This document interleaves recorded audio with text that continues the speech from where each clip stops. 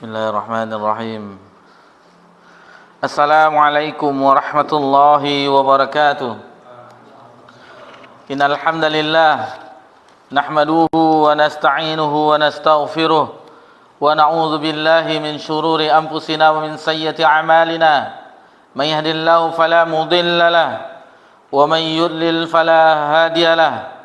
Asyhadu an la ilaha illallah wahdahu la syarika lahu wa asyhadu anna Muhammadan abduhu wa rasuluh sallallahu alaihi wa ala alihi wa man sara ala nahjihi wa tamassaka bi sunnatihi ila yaumiddin wa salaman tasliman katsira. Ya ayyuhalladzina amanu taqullaha haqqa tuqatih wa la tamutunna illa wa antum muslimun. Ya ayyuhan nasu taqu rabbakumul ladzi khalaqakum min nafsin wahidah wa khalaqa minha zawjaha wa batha minhuma rijalan katsiran wa nisaa'a wattaqullaha alladzi tasaaluna bihi wal arham innallaha kana 'alaikum raqiba. Ya ayyuhalladzina amanu taqullaha wa qulu qawlan sadida yuslih lakum a'malakum wa yaghfir lakum dhunubakum wa man yuti'illaha wa rasulahu faqad faza fawzan 'azima. Amma ba'da fa inna husnakal hadits kitabullah wa khairal hadi hadi Muhammadin sallallahu alaihi wasallam wa syarral umuri muhdatsatuha wa kullu muhdatsatin bid'ah wa kullu bid'atin dhalalah wa kullu dhalalatin finnar. Alhamdulillah, puji syukur hanya milik Allah Subhanahu wa taala semata. Allah Subhanahu wa taala senantiasa mencurahkan nikmat-Nya kepada seluruh makhluk-Nya, baik itu yang di langit dan di bumi dan di antara keduanya, semuanya mendapatkan nikmat Allah Subhanahu wa taala. Yang terkhusus bagi yang beriman kepada Allah Subhanahu wa taala, kenikmatan iman, kenikmatan Islam, kenikmatan sunnah, dan itu adalah di antara kenikmatan yang sangat agung yang dimiliki oleh hamba Allah Subhanahu wa taala di antara jutaan nikmat yang lainnya. Di Allah Subhanahu wa taala mencurahkan nikmat-Nya kepada seluruh makhluk-Nya, dan itu tanpa pandang bulu, semuanya untuk kehidupan seluruh makhluk, terkhusus bagi manusia, terkhusus bagi orang yang beriman yang mendapatkan kenikmatan yang khusus. Kemudian salawat beriringkan salam kepada Nabi kita tercinta, yakni Nabi Muhammad sallallahu alaihi wasallam. Beruntunglah kita apabila sudah ditunjukkan, sudah diberikan hidayah oleh Allah Subhanahu wa taala, dipilih dari antara yang sekarang penduduk bumi lebih kurang 6 miliar, di antaranya kita, yaitu berusaha, dan tentu kita akan memupuk hidayah ini dengan talabul ilmi agar tetap senantiasa mengikuti sunnah Nabi sallallahu alaihi wasallam sampai akhir hayat kita. Dan itu harus diupayakan, karena tidak disadari dan tidak dipungkiri kita berada di zaman yang banyak fitnah sekarang ini, dan mungkin yang akan datang fitnah-fitnah itu akan dahsyat apabila kita tidak membentengi diri kita dengan talabul ilmi, dengan agama Allah Subhanahu wa taala, dengan keimanan kepada Allah Subhanahu wa taala. Tentu kita akan hanyut dengan gelombang fitnah yang sangat besar. Apabila kita bisa menghindarinya, tentunya dengan banyak-banyak mempelajari agama Allah, ayat-ayat Allah dan hadis-hadis Nabi SAW di atas pemahaman salaful ummah, insyaallah kita akan bisa mengarunginya, insyaallah. Tetapi kalau kita malas-malasan, hidup begitu saja istilahnya tiap hari tanpa mempelajari agama Allah, lama-lama iman itu akan usang, iman itu akan menurun. Lihatlah pakaian kita, sudah bertahun-tahun dia akan usang, akan lusuh. Begitu juga keimanan, apabila tidak digali terus, diupayakan terus, dia juga akan turun, keimanan akan drop. Taib.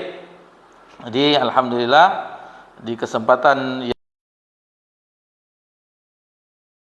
Al-Muharram 1447 Hijriah, 9 Juli 2025 Masehi, kita berkumpul di tempat yang mulia ini. Momen-momen yang indah, dan kita insya Allah nanti di akhirat menjadi saksi di antara satu dengan yang lainnya. Karena di antara syafaat, ada seseorang yang beriman yang dia bergaul dengan orang-orang saleh, insya Allah itu akan mendapatkan syafaatnya di hari kiamat. Setelah Allah izinkan, Allah ridhoi, dia akan, seseorang itu yang telah diselamatkan oleh Allah Subhanahu wa taala akan berkata, ya Allah, sesungguhnya si fulan ketika di dunia beliau bersama kami di majelis mempelajari agamamu ya Allah. Maka dengan itu ketika kita banyak-banyak berteman dengan orang soleh, hadir di majelis ilmu, mudah-mudahan itu salah satu upaya. Tentunya upaya yang paling kuat adalah kita berusaha untuk menuju ikhlas kepada Allah Subhanahu wa taala setiap apa yang kita lakukan.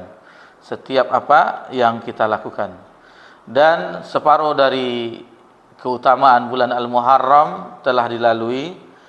Ini adalah bulan Al-Muharram, bulan yang agung, sebagaimana salah satu keutamaannya yang sama-sama telah kita pelajari, bahwasanya siyamu ba'da Ramadan, puasa afdalus siyam ba'da Ramadan, seutama-utama puasa setelah bulan Ramadan, siyamullah al-Muharram, yaitu puasa di bulan Allah, syahrullah al-Muharram, di bulan Allah adalah al-Muharram. Jadi Allah gandengkan syahrullah al-Muharram itu dengan nama Allah yang maha agung, yang maha tinggi, karena keutamaan bulan ini, dan kita masih di dalam bulan tersebut.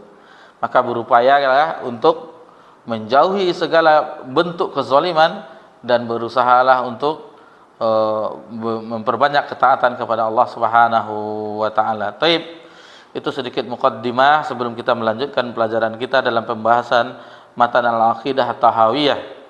Kita sebagaimana telah disebutkan di pertemuan kita yang pekan yang lalu, di poin yang ke-200, yakni di halaman 64, itu insyaallah kita membahas tersebut 4 kali pertemuan, karena ini membahas tentang Khalifah Ar-Rasyidin, Abu Bakar, Umar, Utsman, Ali bin Abi Thalib radhiyallahu anhum ajma'in. Alhamdulillah, mengenai Abu Bakar As-Siddiq radhiyallahu anhu itu telah kita pelajari di pekan yang lalu, dan ini adalah pertemuan kita yang ke-50, di pembahasan matan akidah tahawiyah. Maka insyaallah kita akan membahas khalifah yang kedua, Amirul Mukminin Abu Hafs Umar bin Khattab radhiyallahu anhu. Maka kita ulangi menyimak di poin yang ke-200 apa yang telah disebutkan oleh Imam At-Tahawi di dalam matan Al-Aqidah At-Tahawiyah. Tafadhal.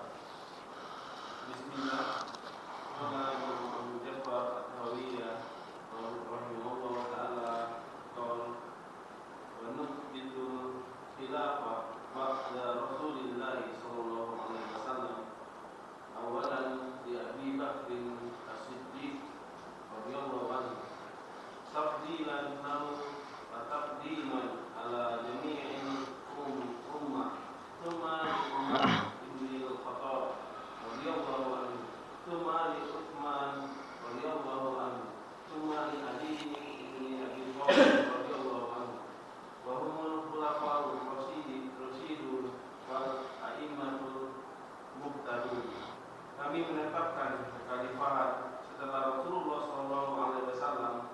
Pertama, untuk Abu Bakar As-Siddiq radhiyallahu anhu, mengutamakan dan mendahulukannya dari semua manusia. Kemudian untuk Umar bin Al-Khattab radhiyallahu anhu, kemudian untuk Utsman radhiyallahu anhu, kemudian untuk Ali bin Abi Thalib radhiyallahu anhu. Mereka adalah khulafa ar-rasyidin, para pengganti Rasulullah yang bijaksana, dan para pemimpin yang mendapat petunjuk. Baik, itulah aqidah Ahlussunnah wal Jamaah, di antara akidah-akidah yang telah kita pelajari, yaitu menetapkan kekhalifahan Abu Bakar As-Siddiq radhiyallahu anhu, yang alhamdulillah telah kita bahas. Umar bin Khattab insyaallah di pertemuan ini, Utsman bin Affan, Ali bin Abi Thalib radhiyallahu anhum ajma'in, Insyaallah kita di pekan akan datang dan pekan yang akan datang lagi membahas tentang Utsman dan Ali bin Abi Thalib yang mereka adalah khulafaur rasyidin, yaitu khalifah yang mendapatkan petunjuk dari Rabbul Alamin. Sebagaimana Nabi sallallahu alaihi wasallam mensabdakan, "Alaikum bisunnati wa sunnatu khulafaur rasyidin al-mahdiyyin." Maka hendaklah kamu memegang sunnahku dan sunnah khulafaur rasyidin, yaitu sunnahnya Abu Bakar, Umar, Utsman dan Ali radhiyallahu anhum ajmain, karena mereka adalah khalifah pengganti Nabi SAW yang mendapatkan petunjuk. Ini sudah jelas ketetapan akidah Ahlussunnah wal Jamaah. Akan tetapi sebagaimana telah kita singgung di 2 pekan yang lalu, masih saja ada di tubuh umat Islam ini sebagian kelompok yang tidak menerima kekhalifahan Abu Bakar, Umar dan Utsman. Sebagaimana Syiah Rafidhah, itu mereka tidak mengakui kekhalifahan Abu Bakar As-Siddiq, Umar, Utsman radhiyallahu anhum. Begitu juga dengan Khawarij yang mengkafirkan Ali bin Abi Thalib ketika menjadi khalifah. Jadi ada sebagian di tubuh kaum muslimin sekte, kelompok yang melenceng atau mereka sesat, yaitu menyelisihi akidah Ahlussunnah wal Jamaah. Jadi akidah At-Tahawiyah adalah poin-poin di dalam perjalanannya kita mempelajari bagaimana akidah Ahlussunnah wal Jamaah. Dari awal tentang Allah Azza wa Jalla, kemudian tentang kitabnya, kemudian tentang para nabi dan rasul, hari kiamat, tentang takdir. Alhamdulillah telah kita pelajari. Sampai di poin ini kita mempelajari tentang kekhalifahan. Ini adalah salah satu di antara poin-poin akidah Ahlussunnah wal Jamaah. Baik. Di kesempatan malam ini insyaallah kita sejenak mengingat kembali sahabat yang mulia, yaitu Umar bin Khattab radhiyallahu anhu. Kalau kita tanyakan kepada kaum muslimin tentang Umar bin Khattab, tentu mereka mengetahuinya. Tidak ada yang tidak mengenal Umar bin Khattab. Akan tetapi apabila ditanyakan tentang detailnya, banyak di antara kaum muslimin, terutama di generasi ini, Gen Z, bukan Gen Z-nya, Gen Z, apa tuh Gen Z? Gen Z itu tidak mengetahui bagaimana sosok yang mulia ini. Karena sekarang sosok-sosok yang ditampilkan di media adalah sosok-sosok yang tidak menampilkan figur orang-orang yang mulia di zaman dahulu. Akan tetapi figur-figur yang di zaman sekarang. Coba tanyakan kepada anak kita, siapa itu Ronaldo, siapa itu Messi, mereka akan mengetahuinya. Apa yang viral sekarang, mereka mengetahuinya. Tetapi ketika ditanyakan Umar bin Khattab, itu salah satu khalifah Rasyidin. Lalu ditanyakan detailnya, tidak tahu mereka. Karena telah disibukkan dengan informasi-informasi yang lainnya. Jadi mudah-mudahan kita mengingat kembali tentang beliau. Umar bin Khattab itu mengingatkan bagaimana perjuangan beliau, dan sebelumnya kita ingatkan juga bahwasanya kita mengetahui Umar itu agak terlambat memasuki Islam. Agak terlambat, bukan termasuk as-sabiqul awwalun, bukan orang-orang yang pertama masuk Islam, akan tetapi belakangan. Dan bahkan Umar adalah penentang dari ajaran Islam, penentang Nabi SAW di awalnya. Setelah Islamnya, bagaimana dia setelah Islamnya itu bisa mengungguli sahabat-sahabat yang mendahului beliau masuk Islam.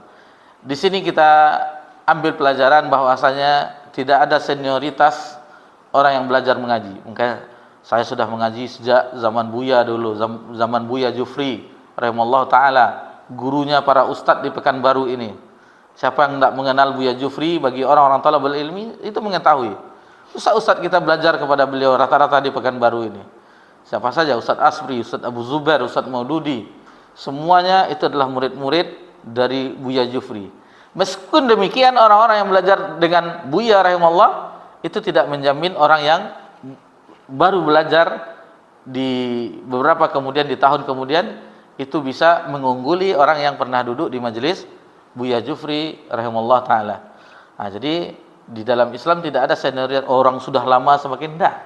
Dan bahkan kami mendapat kabar orang yang pernah duduk di majelis buya di zaman sekarang ini itu menjadi penentangnya juga, menentang dakwahnya. Yang dahulu mereka duduk dengan majelis dan dikabarkan oleh para ustadz kita, dahulu sama-sama belajar, kami di pondok, dia di majelis buya di Jalan Bintan. Nah, jadi hidayah itu milik Allah Subhanahu wa taala, dan Allah lah yang akan menyelewengkan seseorang dan mengistiqomahkan seseorang. Jadi tidak ada, oh saya sudah mengaji sejak tahun 2010 lalu kita meremehkan orang yang baru mengaji tahun 2017. Enggak. Siapa jadi dengan dia baru 8 tahun mengaji dibandingkan orang 15 tahun mengaji yang dahulu, itu bisa mengungguli. Jadi ini tidak ada senioritas karena yang paling mulia di sisi Allah Subhanahu wa taala bukan orang yang lama mengaji, orang yang lama ininya, tetapi yang mulia di sisi Allah adalah yang paling bertakwa di antara kita. Itu yang paling mulia di sisi Allah Subhanahu wa taala. Itu cuplikan dari pelajaran yang penting yang kita mengetahui bagaimana Umar bin Khattab. Bahkan ada riwayat, tetapi sebagian ulama tarikh, ulama sejarah itu menganggap lemah riwayat itu, bahwasanya Umar di masa jahiliyah itu membunuh anak perempuannya. Dan kita mengetahui orang-orang Arab jahiliyah membunuh anak perempuannya hidup-hidup karena malu dengan anak perempuan, tidak bisa dibawa berperang, tidak bisa dibawa berdagang, tidak bisa berbawa berburu. Hina bagi mereka mendapatkan anak perempuan. Dan Umar, ada riwayat yang menjelaskan bahwa di antaranya Umar juga menguburkan anaknya hidup-hidup ketika masa jahiliyah. Akan tetapi ada sebagian ulama tarikh meneliti riwayat tersebut ada kelemahan, yaitu di dalam sanadnya. Allah taala alam, akan tetapi itu tidak menjadi patokan bagi kita. Kita sudah mengetahui Umar kedudukannya. Umar adalah, dan di antara sahabat yang lain yang dijamin masuk surga adalah manusia yang masih hidup di permukaan bumi, akan tetapi dia telah dicatat namanya di surga. Kalau kita di mana? Dicatat namanya. Entah di surga, entah di neraka, belum tentu nasib kita. Tetapi Umar itu salah satu di antara sahabat. Sudah mengenai hadis-hadis keutamaan Umar, nanti manaqibnya insyaallah kita mengetahui. Nabi mengabarkan bagaimana kedudukan Umar dan seterusnya. Itu akan diceritakan oleh Nabi kita tercinta sallallahu alaihi wasallam tentang Umar bin Khattab radhiyallahu anhu. Baik, kita mulai mengenal sosok yang mulia ini, bahwasanya Umar bin Khattab adalah beliau namanya Abu Hafs. Itu kunyahnya Abu Hafs. Abu Hafs, apakah sini Hafsah anak putri beliau? Tetapi tidak. Setelah kita mempelajari, Abu Hafs adalah gelar seperti Abu Bakar laqab Abu Hurairah. Abu Hafs adalah singa. Jadi dia digelar itu singa kecil. Umar Al-Faruq. Al-Faruq nanti insyaallah kita ketahui kenapa dia diberikan Al-Faruq. Bin Khattab bin Nufail bin Abdul Uzza bin Adi bin Ka'ab bin Lu'ay bin Ghalib Al-Qurashi. Nasab beliau dengan nasab Nabi SAW pada kakek keempat, yaitu Ka'ab bin Lu'ay bin Ghalib, itu berjumpa dengan Nabi SAW. Sebagaimana di pekan yang lalu kita pelajari di nasabnya, di bagian atas kakek, Abu Bakar juga berjumpa dengan nasab Nabi yang mulia sallallahu alaihi wasallam. Jadi beliau digelari dengan Al-Faruq karena ketika beliau masuk Islam itu sudah ada pembeda. Yang awalnya itu dakwah sirriyah, dakwah secara sembunyi-sembunyi. Ketika Umar telah masuk Islam, maka dakwah berikutnya yaitu periode dakwah jahriyah, terang-terangan. Ketika Umar masuk Islam, orang sembunyi-sembunyi ibadah. Orang takut beribadah di Baitullah, Masjidil Haram.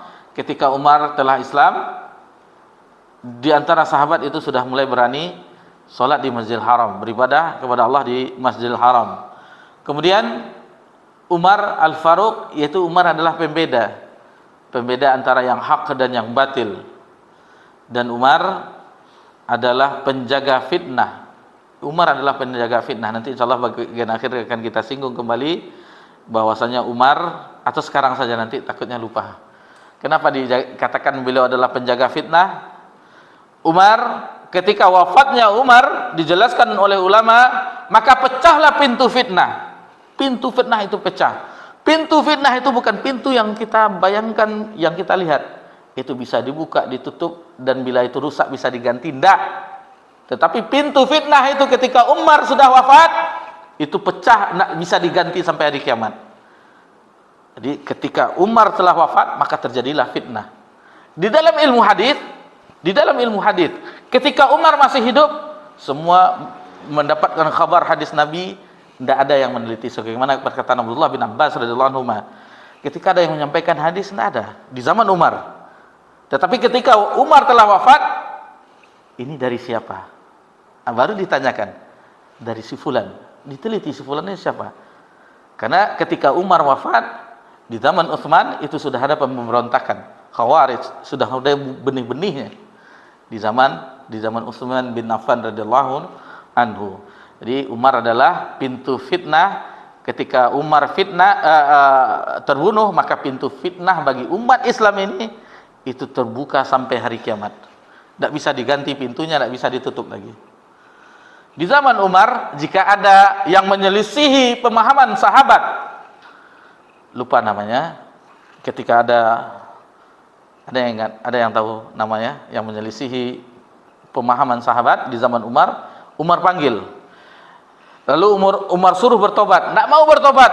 Umar ambil pelepah kurma, Umar pukul-pukul kepalanya, supaya syubhatnya itu keluar dari kepalanya, dipukul sampai berdarah, dan diasingkan ke padang pasir sampai dia bertobat. Kalau sudah bertobat baru boleh duduk masuk ke Madinah. Tetapi belum bertobat dengan pemahamannya, syubhatnya, tidak boleh bergaul dengan kaum muslimin di Madinah. Seperti itu Umar menjaga agama ini supaya utuh. Bagaimana pemahaman tersebut dijaga tentang firman Allah Subhanahu wa taala dan hadis Nabi SAW yang dipahami ketika para sahabat tersebut. Begitu Umar menjaganya. Tidak boleh menyelisihi pemahaman mengenai dalil dari menyelisih para sahabat ketika itu radhiyallahu anhum ajmain. Baik, kita lanjutkan. Setelah kita mengetahui beliau adalah gelarnya Al-Faruq, jadi beliau adalah orang yang pertama juga menampakkan keislamannya di Mekah. Jadi beliau tampakkan keislamannya di Mekah, di mana orang sembunyi-sembunyi, beliau menampakkan keislamannya. Beliau dilahirkan tahun ke-13, tahun gajah. Jadi kita mengetahui peristiwa perang gajah, Nabi lahir di tahun itu, 2,5 tahun kemudiannya lahirlah Abu Bakar As-Siddiq. 13 tahun setelah peristiwa gajah, lahirlah Umar bin Khattab. Di beliau di masa jahiliyahnya, beliau langsung dididik oleh ayahnya Al-Khattab dengan didikan yang keras. Karena beliau memang tipenya keras, dididik dengan kekerasan, dengan keberanian, berkulit putih. Itu beliau. Salah satu sifat-sifat fisiknya, berbadan tinggi, tegap, bertubuh besar dan kuat. Bertubuh besar dan kuat. Umar itu kalau berkelahi itu bukan seperti kita berkelahi sejam 2 jam bengkak-bengkak, enggak. Dari pagi sampai sore berkelahi. Kalau berhenti karena istirahat dulu, sambung lagi. Begitu berkelahinya. Kita sekali 2 kali pukul dah pergi kabur, keluar jurus andalan. Jurus andalan yaitu jurus langkah 1000. Tapi kemudian beliau juga apabila berbicara didengar, dan apabila beliau memukul itu menyakitkan. Jadi itulah Umar bin Khattab yang dididik dengan kekerasan, tumbuh dengan kekerasan. Jadi sebelum masuk Islam, tadi telah kita singgung juga, Umar adalah orang yang paling keras menentang dakwah itu. Umar yang paling keras. Dia paling sering menyiksa budak-budak. Di antara pembesar yang lainnya, Abu Jahal, pembesar-pembesar yang yang menyiksa, yang memilih budak. Ketika itu orang-orang yang lemah disiksa oleh orang-orang pembesar Quraisy. Salah satunya Umar. Tidak luput dari pukulan, penyiksaan dari Umar. Dan Umar itu kalau menyiksa itu berhentinya kalau dia capek. Kalau dia capek dia baru berhenti. mau meninggal, mau apa, dan dia tak peduli dia. Kemudian saking garangnya Umar sampai-sampai disebutkan bahwasanya tidak mungkin Umar itu masuk Islam, lebih mungkin ontanya Umar masuk Islam daripada Umar. Saking tak mungkinnya Umar masuk Islam dengan perlakuan Umar. Jadi Umar itu tidak akan masuk Islam sebelum ontanya masuk Islam. Maksudnya karena mustahil Umar itu memeluk agama Islam. Jadi istilah orang Arab, tidak mungkin Umar itu masuk Islam sebelum ontanya masuk Islam. Jadi lebih dahulu dapat petunjuk lunak hati ontanya daripada Umar. Begitulah perumpamaan orang Arab menilai ketika itu bahwasanya Umar itu tidak akan mungkin memeluk agama Islam, mustahil karena perlakuan beliau ketika itu. Namun ubun-ubun itu ada di tangan Allah Subhanahu wa taala. Hidayah itu ada di tangan Allah Subhanahu wa taala. Maka salah satu yang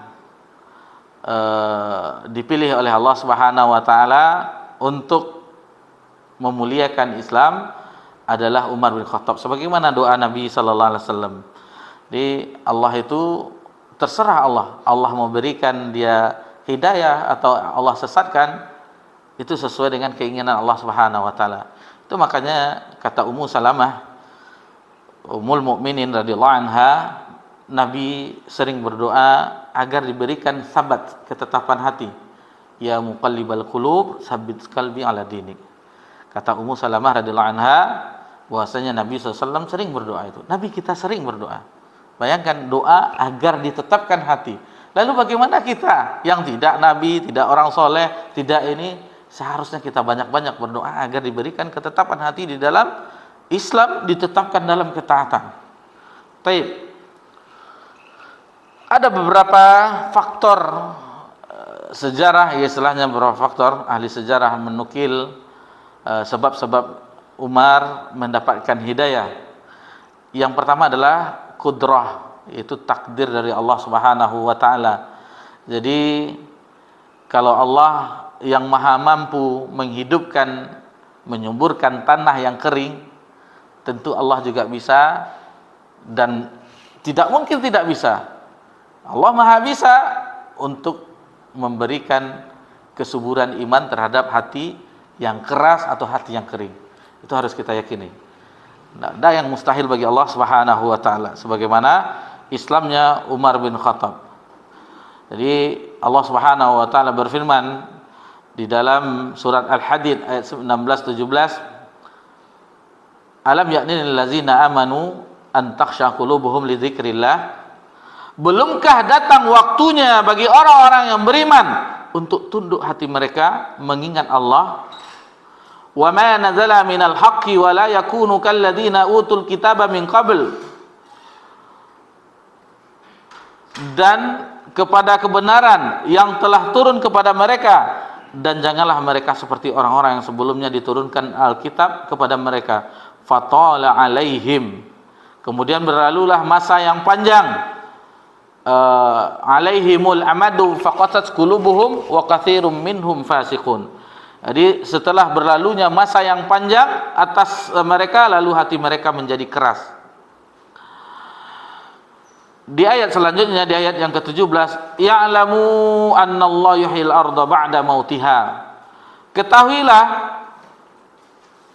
bahwa sesungguhnya Allah menghidupkan bumi sesudah matinya. Qad bayyana lakumul ayati la'alakum ta'qilun. Sesungguhnya kami telah menjelaskan kepadamu tanda-tanda kebesaran kami supaya kami memikirkannya. Dan ayat ini adalah hentakan juga bagi para sahabat. Ibnu Mas'ud atau Ibnu Umar menjelaskan ketika ayat ini turun, alam ya'ninil ladzina amanu an takhsha qulubuhum li dzikrillah.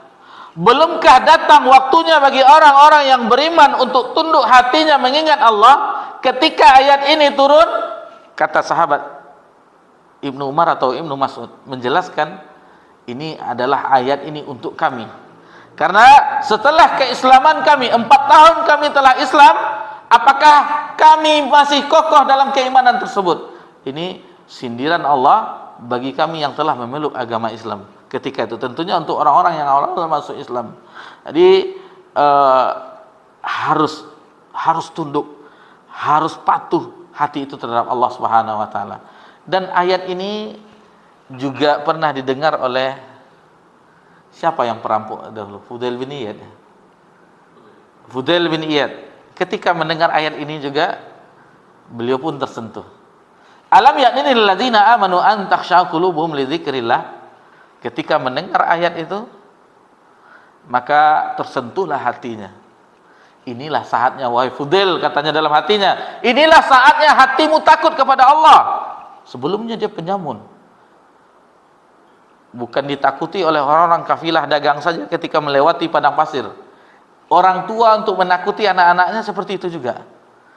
Kalau sekarang kan video di KDM untuk nakut-nakuti anaknya nggak mau makan. Jadi kalau dahulu orang tua itu menakuti anak-anaknya dengan Fudail, nggak mau makan nanti datang Fudail padamu. Seperti itu. Nah, kita kan waktu kecil kalau pergi jauh-jauh kan dilarang orang tua, tapi benar tak bohong. Nanti ada orang jogak bawa karung, diambilnya kepala untuk bikin jembatan. Jadi nggak mau pergi jauh-jauh main-main kan? Waktu kecil kan kayak gitu. Jangan jauh-jauh main-main. Nah, jadi begitulah. Kalau sudah Allah Subhanahu wa taala menyuburkan bumi yang telah mati, Allah Maha bisa untuk memberikan keimanan terhadap hati yang mati, hati yang kering. Nah, inilah dia Allah Subhanahu wa taala yang satu-satunya memberi petunjuk kepada hambanya. Taib. Kemudian doa Rasulullah sallallahu alaihi wasallam. Jadi Nabi SAW, Nabi kita tercinta sallallahu alaihi wasallam pernah berdoa, ini diriwayatkan oleh Imam Tirmizi, Ahmad dan yang lainnya. Kata Nabi SAW dalam doanya, Allahumma a'izzal Islam bi ahabbi hazaini rajulan ilaik bi Abi Jahlin wal Umar bin Khattabin. Jadi ya Allah, berilah kemuliaan Islam itu dengan keislaman dua orang yang engkau cintai di antara ini, dua laki-laki ini, yaitu Abu Jahal atau Umar bin Khattab. Kata perawi hadis, ternyata Allah lebih mencintai Umar bin Khattab. Maka Umarlah yang dipilih oleh Allah Subhanahu wa taala untuk mendukung agama Islam, dakwah yang mulia ini. Taib. Jadi pertama takdir kekuasaan Allah Subhanahu wa taala, yang kedua doa Nabi SAW, lalu yang ketiga karena mendengar bacaan Al-Qur'an. Riwayat yang kita ketahui bahwasanya ketika Umar ingin berniat membunuh Nabi sallallahu alaihi wasallam yang telah menghunus pedangnya dengan langkah yang tegap, maka di jalan dilihat oleh Khabbab ketika itu, "Wahai Umar, mau kemana engkau buru-buru? Hendaknya engkau ingin melakukan sesuatu, karena telah mengeluarkan pedangnya dari sarungnya, sudah menghunus. Aku hendak membunuh Muhammad," katanya. Sudah kuat keinginannya. Lalu dikatakan oleh Khabbab, "Bagaimana engkau akan membunuh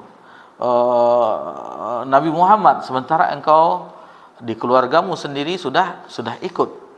Dikatakannya adalah adik perempuannya Fatimah binti Khattab dengan suaminya, adik iparnya. Ketika itu berbalik arahlah Umar. Maka Umar dengan marah menggedor-gedor pintu rumah adiknya.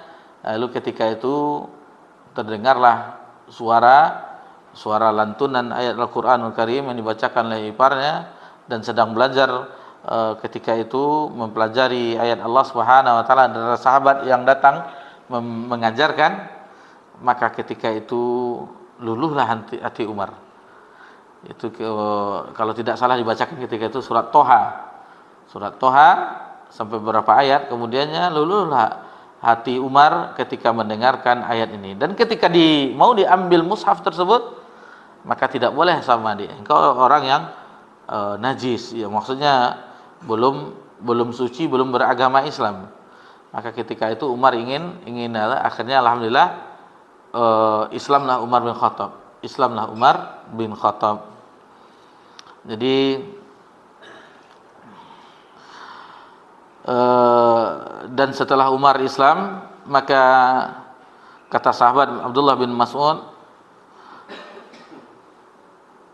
aku memandang Ka'bah ketika beribadah bisanya itu setelah Umar memeluk agama Islam. Baik, kita lanjutkan pembahasan tentang keutamaan Umar bin Khattab. Banyak sekali keutamaan Umar bin Khattab.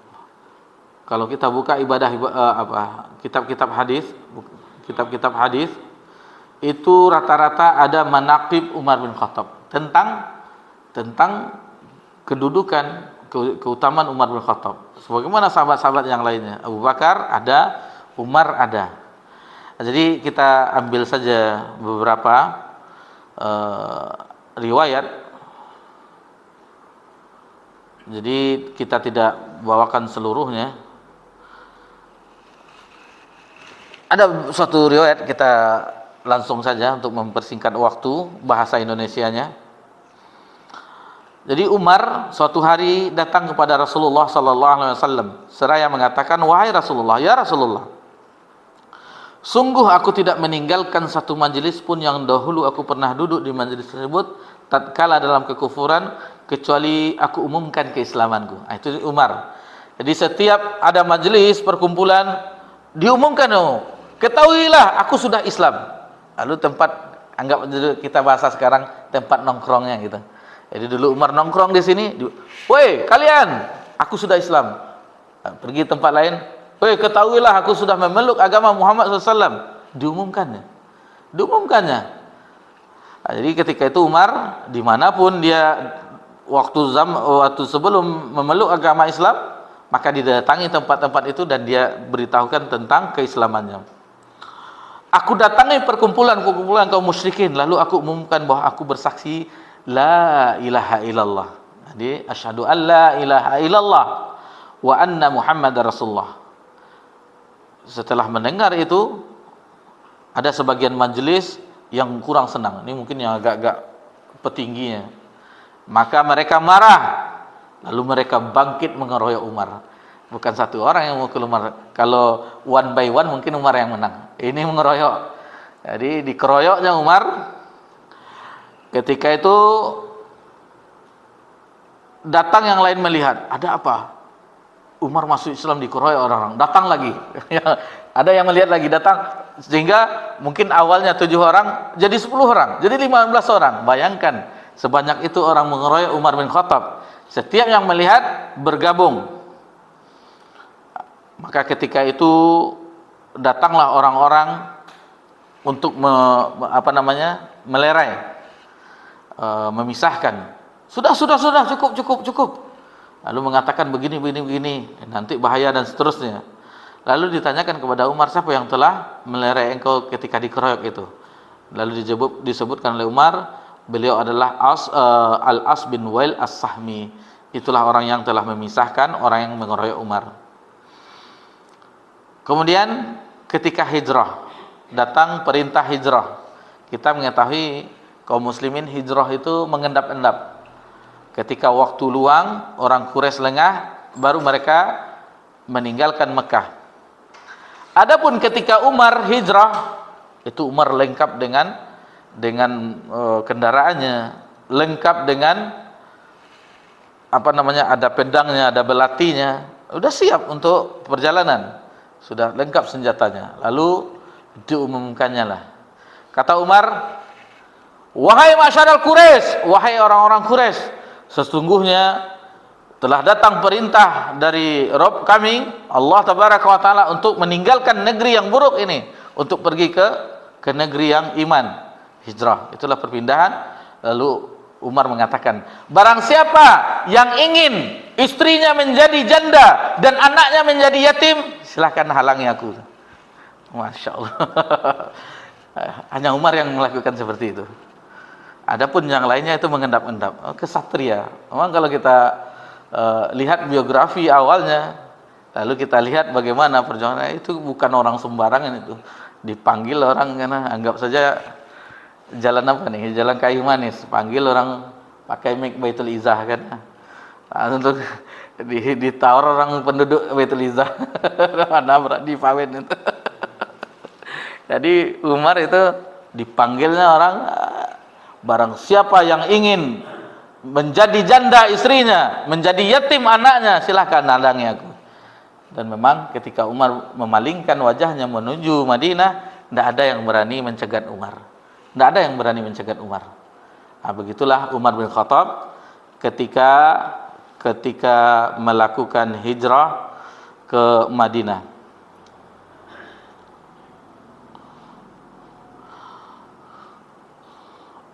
Jadi keutamaan Umar diantaranya juga beliau adalah sahabat yang dijamin masuk surga.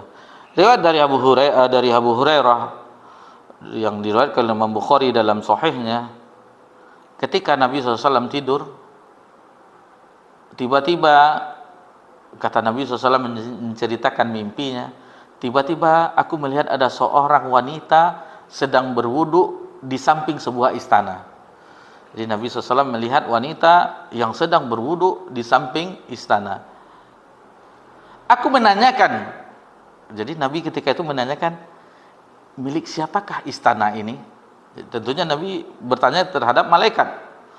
Lalu dikatakan, istana ini adalah milik Umar.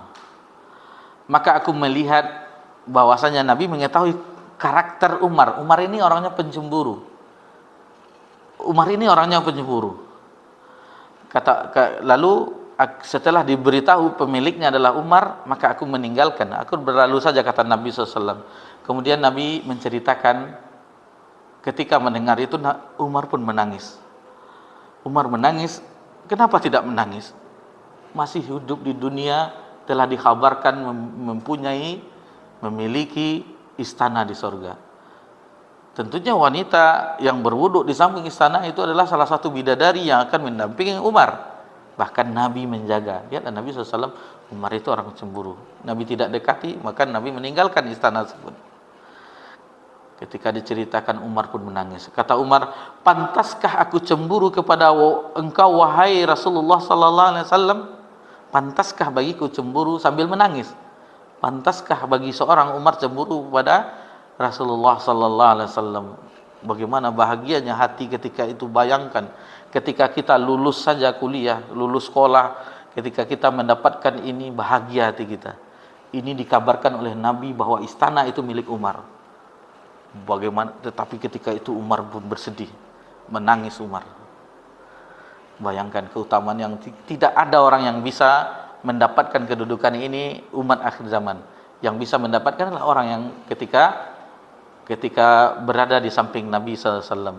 Taib, mungkin kita azan Isya dulu. InsyaAllah setelah azan kita lanjutkan tentang Umar bin Khattab radhiyallahu anhu. Tafadhal.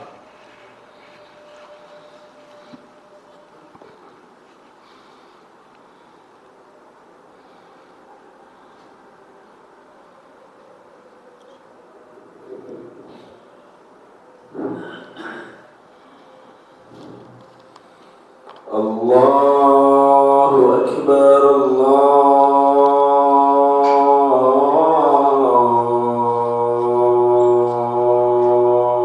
Akbar.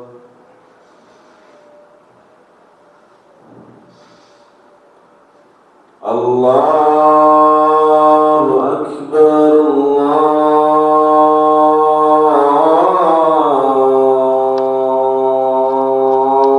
Allahu Akbar.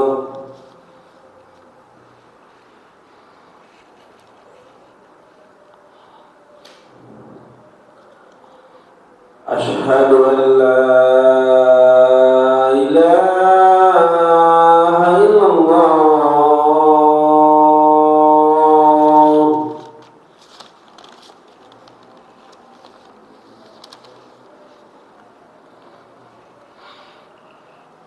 Asyhadu an la ilaha illallah.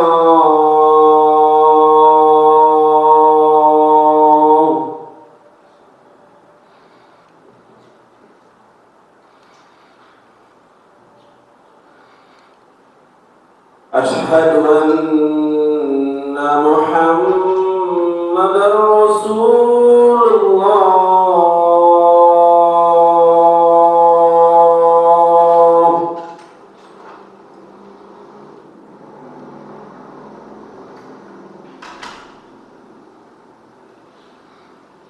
أشهد أن محمدا رسول الله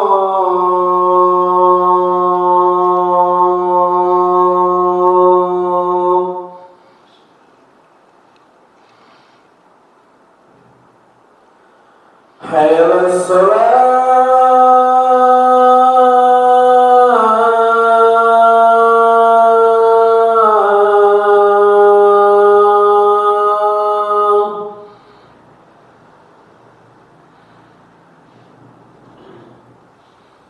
حي على الصلاة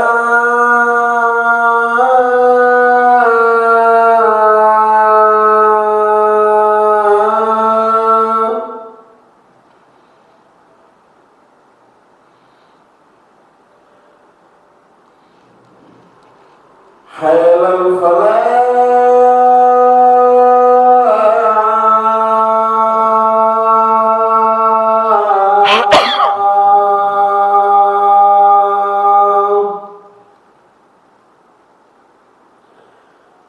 حي على الفلاح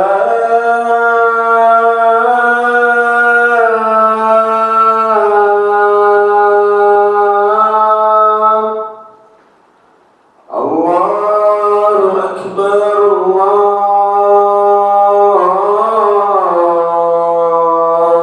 الله أكبر لا إله إلا الله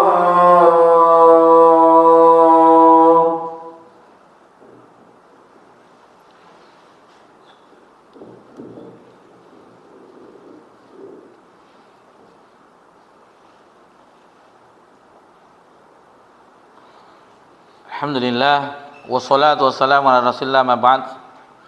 Taib, di antara keutamaan Umar yang lainnya bahwasanya Umar bin Khattab radhiyallahu anhu adalah salah seorang sahabat yang sering dipuji oleh Nabi SAW dan didoakan oleh Nabi SAW. Sebagaimana tadi kita telah singgung doa Nabi SAW, Allahumma a'izzal Islam, ya Allah muliakanlah Islam bi ahabal hazanir rajulan, di antara dua lelaki ini, bi Abi Jahal atau bi Umar bin Khattab, dengan Abu Jahal atau dengan Umar bin Khattab. Ternyata Allah Subhanahu wa taala lebih mencintai Umar bin Khattab sehingga Umar bin Khattab mendapatkan hidayah Islam, cahaya Islam bersinar di dalam hatinya. Kemudian yang sering mendapatkan pujian Nabi SAW di antaranya juga Umar bin Khattab. Di antaranya bahwasanya di dalam sahihain, di dalam Sahih Bukhari dan Sahih Muslim, anin Nabi sallallahu alaihi wasallam annahu kana yaqul, jadi Nabi sallallahu alaihi wasallam pernah bersabda, qad kana fil ummamil qablakum muhaddatsun. Jadi Nabi SAW bersabda, sungguh ada dari umat-umat sebelum kalian muhaddatsun, itu orang-orang yang diberi ilham, orang-orang yang mendapatkan ilham. Fa yakun fi ummati minhum ahada, dan apabila ada pada umatku ini, fa inna Umar bin Khattab, itu adalah Umar bin Khattab. Jadi Umar bin Khattab adalah orang yang diberi ilham. Itu langsung Nabi SAW. Bahkan di hadis yang lain Nabi mengatakan, seandainya ada Nabi ba'di setelahku, itu adalah Umar. Seandainya ada Nabi, itu adalah Umar bin Khattab. Akan tetapi la Nabi ba'di, tidak ada Nabi setelahku, kata Nabi SAW. Kemudian di antaranya juga Umar bin Khattab adalah, beliau adalah orang yang ditakuti oleh syaitan. Jadi Umar adalah orang yang ditakuti oleh syaitan. Ini riwayat dari Sa'ad bin Abi Waqqas pernah menceritakan suatu hari, jadi kita baca saja bahasa Indonesianya, terjemahannya.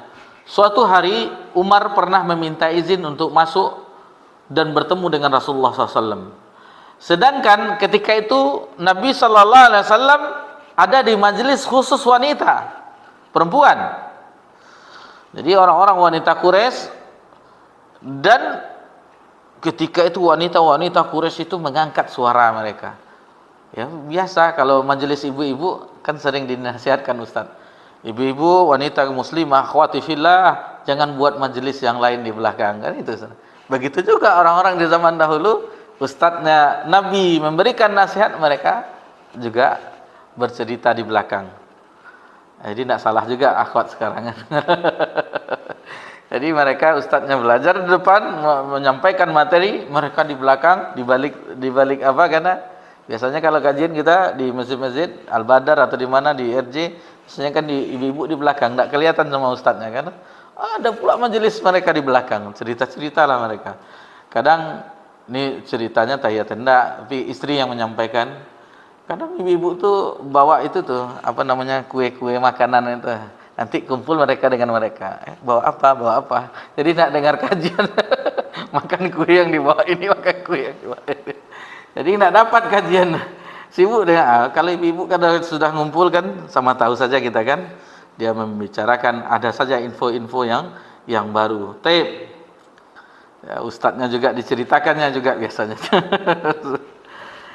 Kemudian tatkala Umar meminta izin untuk masuk, maka wanita-wanita segera memasang hijabnya dan mereka semuanya terdiam semuanya. Setelah Rasulullah SAW memberikan izin, Allah Subhanahu wa taala telah membuatmu tertawa wahai Rasulullah SAW. Rasulullah SAW menjawab, saya heran melihat tingkah para wanita itu, kata Nabi SAW. Tatkala mereka mendengar suaramu, lantas buru-buru mereka memasang hijab, lalu mereka diam. Maka Umar berkata, bahkan engkau lebih berhak untuk disegani oleh mereka wahai Rasulullah. Lalu Umar mengatakan kepada wahai para musuh-musuh jiwa-jiwa kalian, apakah kalian segan kepadaku sedangkan kalian tidak segan kepada Rasulullah SAW? Mereka menjawab, iya, karena engkau lebih keras dibandingkan Rasulullah SAW. Maka Rasulullah SAW mengatakan, kata Nabi SAW, iya ya ibn Khattab, wallazi nafsi biyadih. Jadi disampaikan oleh Nabi SAW bahwasanya kata Nabi SAW, wahai Ibnul Khattab, demi zat yang jiwaku berada di tangannya, malakika syaitanu salikan fajjan illa salaka fajjan ghaira fajjan. Jadi ketika setan ingin lewat, ternyata engkau lewat situ wahai Umar, setan memilih jalan yang lain. Bayangkan, setan takut dengan Umar. Ini Umar mau lewat sini, setan akan memilih jalan lain. Jangankan wanita-wanita, setan pun takut terhadap Umar bin Khattab. Jadi itulah Umar bin Khattab. Sebenarnya banyak tentang Umar bin Khattab, akan tetapi kita ambil yang apa namanya, satu riwayat mungkin kita sudah mendengar, cuma mengingat kembali. Kemudian beliau itu pendapatnya itu sering disetujui oleh wahyu. Sering. Ketika Umar ingin ada pendapat, seperti menjadikan makom Ibrahim, makom bukan kuburan yang seperti yang di sini, makom jejak telapak kaki Nabi Ibrahim ketika membangun Ka'bah dengan putranya Ismail, yang sekarang ada sarang burung dekat Hijr itu. Itu Umar memberikan usulan agar menjadikan makom Ibrahim itu tempat salat di belakangnya. Maka turunlah firman Allah Subhanahu wa taala, wa izja'alnal baita mathabatan lin-nas wa amna wattakhidhu min maqami Ibrahima musalla. Dan jadikanlah sebagian makam Ibrahim sebagai tempat salat, dalam surah Al-Baqarah ayat 125. Kemudian tentang ayat hijab juga demikian. Jadi Nabi SAW, Umar memperhatikan bahwasanya dahulu kan orang di rumah Nabi ada berkumpul ini, Umar kurang senang, resah Umar, karena para sahabat tentunya melihat wajah-wajah istri Nabi SAW. Maka ketika itu Umar, seandainya mereka ini pakai hijab, sebelum ayat tentang hijab turun, itu yang salah satu pendapat Umar yang disetujui oleh wahyu. Wahai Rasulullah SAW, seandainya engkau perintahkan istri-istrimu untuk berhijab, karena yang berbicara kepada mereka adalah orang-orang yang baik dan orang-orang yang fajir, rusak hatinya, orang-orang yang rusak hatinya. Maka ketika itu turunlah ayat hijab.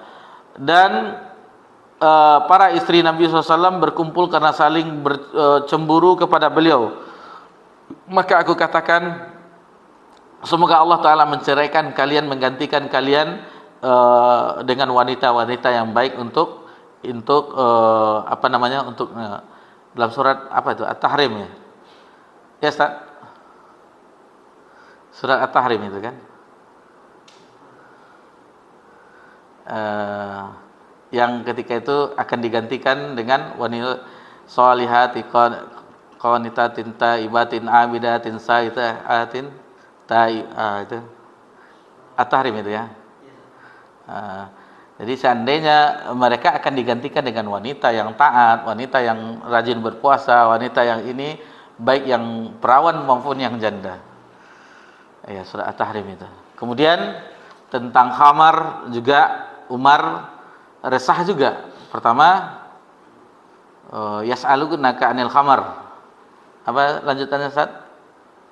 Manfaatnya lebih ada, tetapi apa? Manfaatnya ada tetapi mudaratnya lebih sedikit. Apa? Yas'alunaka 'anil khamar. Khamar wal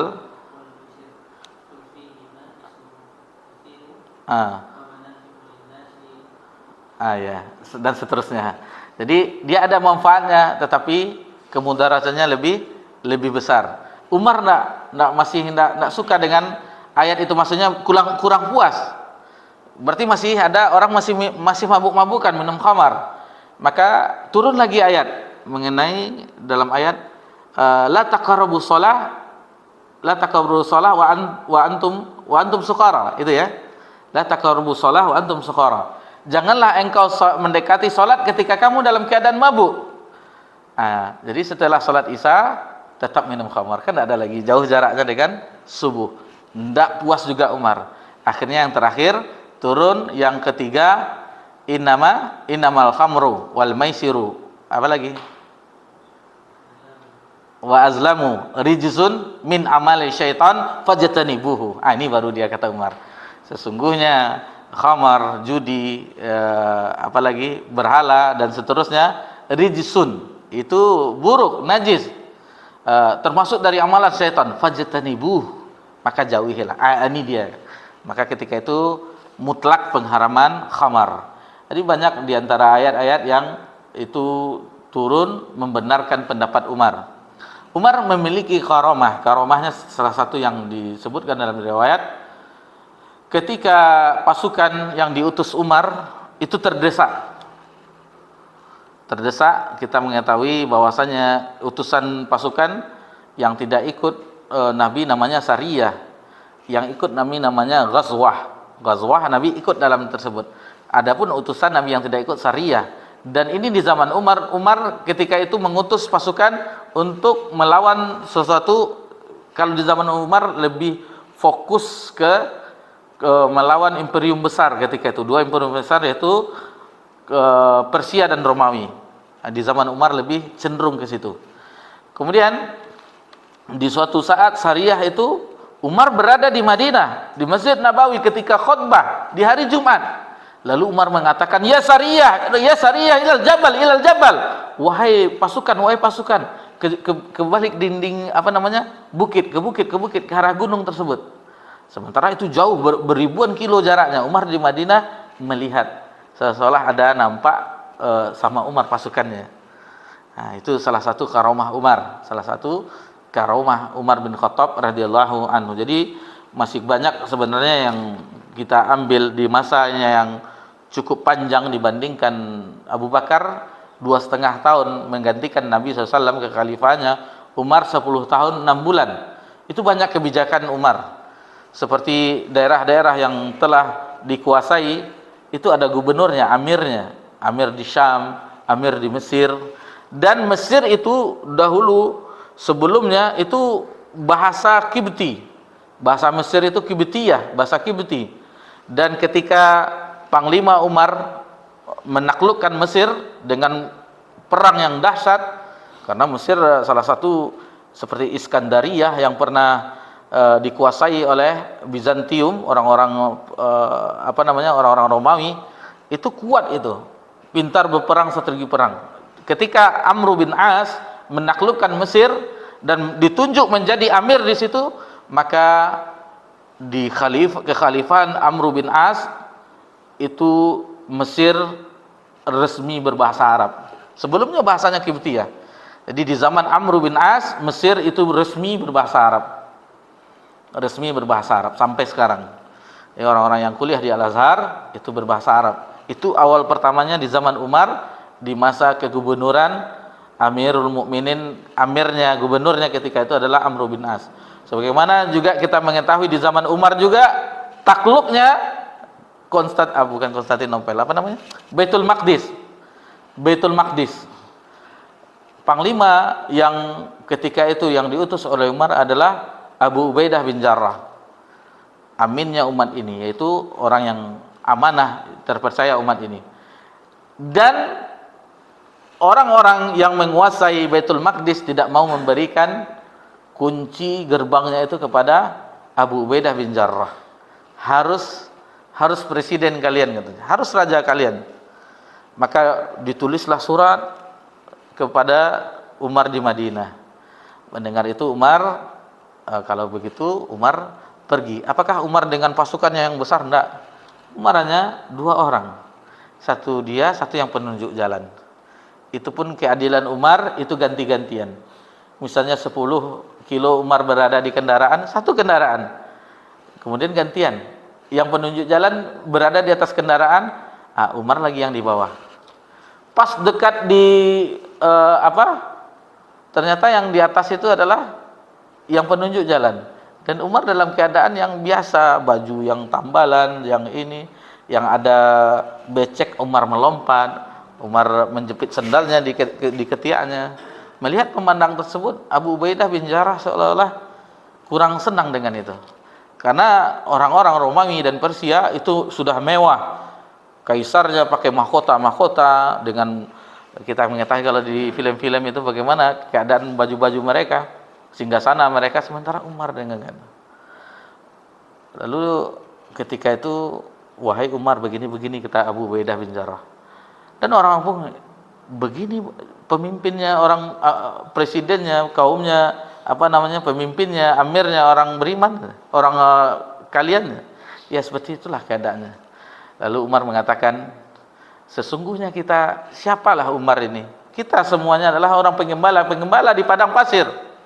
Orang hanya penggembala padang pasir. Tetapi dengan Islam, kita menjadi dimuliakan dengan Islam. Kata Umar, barang siapa yang mencari kemuliaan selain Islam, maka dia akan dihinakan oleh Allah. Nah, jadi yang membuat Islam, membuat orang Arab itu mulia adalah dengan Islam. Dulu mereka tidak ada diperhitungkan. Tetapi dengan Islam, setelah itu mereka jaya, mulia, bahkan Romawi dan Persia itu takluk di zaman Umar bin Khattab. Maka diserahkanlah kunci gerbang tersebut kepada Umar bin Khattab. Begitu juga beberapa tahun berikutnya, ratusan tahun berikutnya, kembali direbut oleh orang Romawi dan kembali juga direbut di Salahuddin Al-Ayyubi dan seterusnya. Dan tidak akan mungkin Baitul Maqdis ini, Masjidil Aqsa ini akan bisa direbut kaum muslimin sebelum dia meniru bagaimana Umar dan orang sebelumnya yang telah menaklukkannya. Tidak mungkin. Karena itu sudah tanda keimanan seperti itu. Dan Salahuddin Ayyubi ketika menyerang Baitul Maqdis, dia perhatikan jamaah salat subuh. Apabila jamaah salat subuh sebagaimana ramai seperti salat Jumat, ini sudah kuat iman. Sudah kuat iman. Tidak salat salat Jumat itu penuh masjid sampai keluar, sampai ke teras-teras, pas salat Jumat.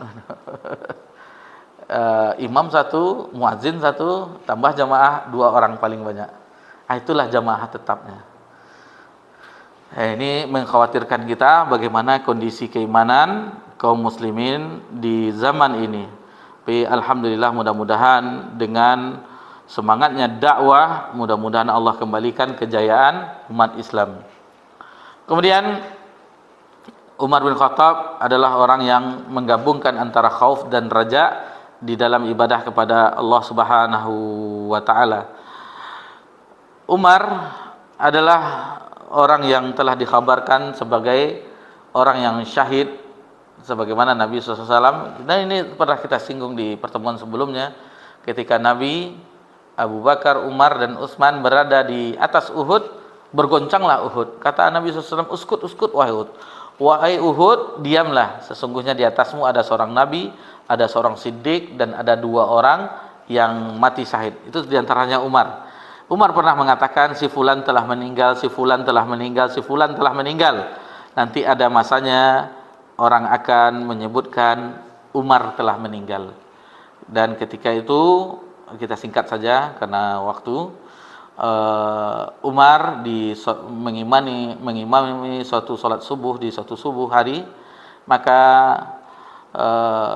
datanglah seorang Abu Lu'ah al-Majusi yang dengan tombaknya menikam Umar ketika mau mengimami salat subuh. Ketika mau mengimani salat subuh, maka dia pun meronta-ronta sehingga ada 15 sahabat yang terluka. 6 diantaranya meninggal dunia juga dengan perbuatan Abu Lu'ah al-Majusi, dan akhirnya ditangkap juga. Salat tetap dilanjutkan dengan ayat yang pendek. Kalau tidak salah Abdurrahman bin Auf ketika itu menjadi imam. Maka melihatlah orang ke keadaan Umar yang banyak bekas tusukan di perutnya, ketika dimasukkan minuman seperti susu masuk ke dalam mulutnya, keluar di bagian perutnya. Dan Umar ketika itu berada di pangkuan dekat paha anaknya Ibnu Umar, Abdullah bin Umar. Lalu tempelkanlah pipi Umar ini ke tanah. Tempelkanlah. Umar menempelkan pipinya ke tanah, itu tandanya dia menghinakan. Seandainya Allah tidak mengampuni Umar, celakalah Umar. Nah, jadi itulah seorang Umar bin Khattab, seorang syahid yang dibunuh oleh orang non-muslim. Istilahnya bukan orang yang beriman.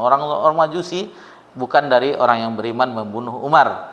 Dan masih banyak tentang Umar yang bisa kita ambil pelajaran. Dan sebelum wafat, beliau pernah mengatakan kepadanya Abdullah, minta izinlah kepada Aisyah bahwasanya dia ingin dimakamkan bersama sahabatnya, yaitu Nabi SAW dan Abu Bakar yang telah mendahului. Maka didatangilah Ummul Mukminin Aisyah bahwasanya Umar minta izin. Bayangkan, ini adab. Kalau tidak ada adab, kan beliau pemimpin, presidennya, amirnya. Udah, makamkan saya di situ. Tapi tidak, ini adab. Minta izin dulu kepada Ummul Mukminin Aisyah radhiyallahu anha agar Umar dimakamkan di situ. Sempat Aisyah, Ummul Mukminin Aisyah radhiyallahu anha bergumam, ingin juga dikuburkan di situ, akan tetapi telah didahului oleh Umar. Dan Aisyah tidak bisa menolak radhiyallahu anha. Akhirnya diizinkan, setelah ada fardu kifayahnya, akhirnya dimakamkan di situ bersama sahabatnya 2 orang. Dan Ali bin Abi Thalib pernah mengatakan, zahabtu ana wa Abu Bakrin wa Umar. Jadi Ali bin Abi Thalib itu sering mendengar Nabi SAW bersabda, aku telah pergi bersama Abu Bakar dan Umar. Wa dakhaltu ana wa Abu Bakr wa Umar. Aku pernah masuk bersama Abu Bakar dan Umar. Kemudian wa kharajtu Abu Bakar wa Umar. Aku pernah keluar dan bersama Abu Bakar dan Umar. Jadi kebersamaan mereka itu, perhatikanlah, ketika di dunia mereka berjalan bersama, mereka duduk bersama, dan ketika wafat pun mereka bersama, kuburannya berdampingan. Kuburan Nabi sallallahu alaihi wasallam, kuburan Abu Bakar dan kuburnya Umar, inilah persahabatan yang abadi. Lalu bagaimana orang-orang Syiah mencelanya? Orang-orang Syiah melaknat Abu Bakar dan Umar, mengatakan Abu Bakar dan Umar berhala-berhalanya Quraisy. Ajaran mana yang mereka ambil? Ada suatu kisah yang dapat, insyaallah kisahnya sahih. Ada orang Syiah yang Syiahnya tidak terlalu keras, karena Syiah itu juga ada Rafidah, ada Nusairah dan seterusnya. Dan ada Syiahnya tidak Tapi dia mengetahui bahwasanya orang mencela Abu Bakar, Umar, mencela para sahabat, mencela Aisyah, mencela Hafsah. Allah takdirkan dia umrah lalu mengunjungi ziarah ke Masjid Nabawi. Maka ketika itu berpikir dia. Sementara dia dari kecil didoktrin bahwasanya Abu Bakar, Umar itu adalah begini, dicelalah, dilaknat. Diperhatikannya kubur. Ini kuburan Abu Bakar. Rasulullah SAW, Abu Bakar, Umar. Kalau kita mau keluar menuju arah Baqi', kan bagi yang pernah haji dan umrah, pernah ziarah ke Masjid Nabawi itu mengetahui. Nah, jadi berpikir dia, tidak mungkin orang bermusuhan kuburannya bergandengan. Tidak mungkin. Orang yang bermusuhan ketika hidupnya kuburannya bergandengan. Dengan analisa analoginya, akhirnya dia kembali ke akidah Ahlussunnah wal Jamaah, Sunni. Ini yang benarnya. Akidah Ahlussunnah yang kita pelajari, salah satunya matan akidah Tahawiyah. Tidak mungkin orang itu berselisih ketika hidupnya, sementara saksi kematiannya berdampingan. Bagi kita yang ziarah ke Masjid Nabawi, kemudian ingin ziarah ke makamnya, ketiga orang ini orang-orang yang mulia, yang sebagaimana Ibnu Umar pernah, lalu assalamualaikum ya Rasulullah, ya Nabi Allah. Kemudian assalamualaikum ya Abi Bakrin, kata Abdullah bin Umar. Kemudian assalamualaikum ya Abi, katanya, kata Ibnu Umar ketika melewati satu langkah. Nabi SAW kemudian melangkah berikutnya, Abu Bakar kemudian langkah berikutnya. Jadi jika kita mengunjungi tersebut ziarah, maka begitulah salawat kepada Nabi, mengucapkan salam kepada Nabi, kemudian salam kepada Abu Bakar, kemudian kepada Umar. Nah, jadi bagi orang yang haji dan umrah, mudah-mudahan bisa menjumpai orang yang ketika hidup dan wafatnya bersamaan. Mereka bersama-sama hidup, sering berjalan bersama, berperang bersama, dalam suka dan duka, menegakkan panji agama Allah Subhanahu wa taala, yang kita menjadikan cerminan idola kita mereka, Nabi SAW, Abu Bakar dan Umar.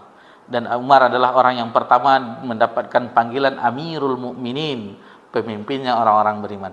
Sementara Abu Bakar adalah Khalifatul Rasul, Amirul Mukminin, dan pengangkatan beliau bukan dengan pemilu, tetapi dari lisan Abu Bakar. Ketika Abu Bakar sakit menjelang wafat, yang menggantikanku adalah Umar, kata Abu Bakar. Dan tidak ada orang yang menyelisihi. Oh, harus sidang pleno dulu gitu. Tidak. Langsung kaum muslimin menyetujui bahwasanya khalifah kedua adalah Umar bin Khattab. Sebagaimana cucu beliau dari jalur anak perempuannya, yaitu Umar bin Abdul Aziz di pemerintahan Khalifah Bani Umayyah. Sebagaimana Umar bin Abdul Aziz itu langsung ditunjuk oleh khalifah sebelumnya, Abdullah bin Malik Marwan, yang menggantikan setelahku adalah Umar bin Abdul Aziz. Itu masih garis keturunan Umar. Bagaimana Umar bin Abdul Aziz di masa pemerintahannya, dia meniru kakeknya, yaitu Umar bin Khattab dalam pemerintahannya. Tapi mudah-mudahan dengan kajian singkat yang baru saja kita mengenal sosok yang mulia, sosok yang kita menjadikan panutan di dalam kehidupan kita, sosok yang diabadikan oleh Allah bahwasanya mereka bersama bertiga itu sering bersama ketika hidupnya dan kuburnya pun berdampingan, itu Rasulullah SAW, Abu Bakar dan Umar. Dan Nabi SAW pernah menyebutkan bahwasanya ukhdu bil lazaini min ba'di Abi Bakrin wa Umar, ikutilah dua orang ini setelahku, kata Nabi SAW, yaitu Abu Bakar dan Umar. Demikianlah yang bisa kita pelajari biografi singkat keutamaan Umar bin Khattab radhiyallahu anhu, bahwasanya dialah orang yang telah banyak jasanya, dan bagaimana sejarah mengukir tentang kehidupan beliau sehingga kita bisa mendapatkan pelajaran, dan hadis-hadis yang menjelaskan tentang keutamaan mereka.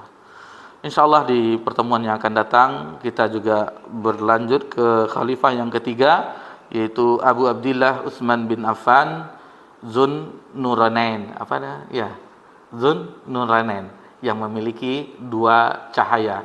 Insyaallah akan kita pelajari di pekan yang akan datang. Mohon maaf jika ada kesalahan dalam penyampaian, maka kita akhiri dengan subhanakallahumma bihamdika asyhadu an la ilaha illa anta astaghfiruka wa atubu ilaik. Wassalamu ala nabi Muhammad sallallahu alaihi wasallam wa ala alihi washabbihi ajmain. Walhamdulillahirabbil alamin. Wassalamualaikum warahmatullahi wabarakatuh.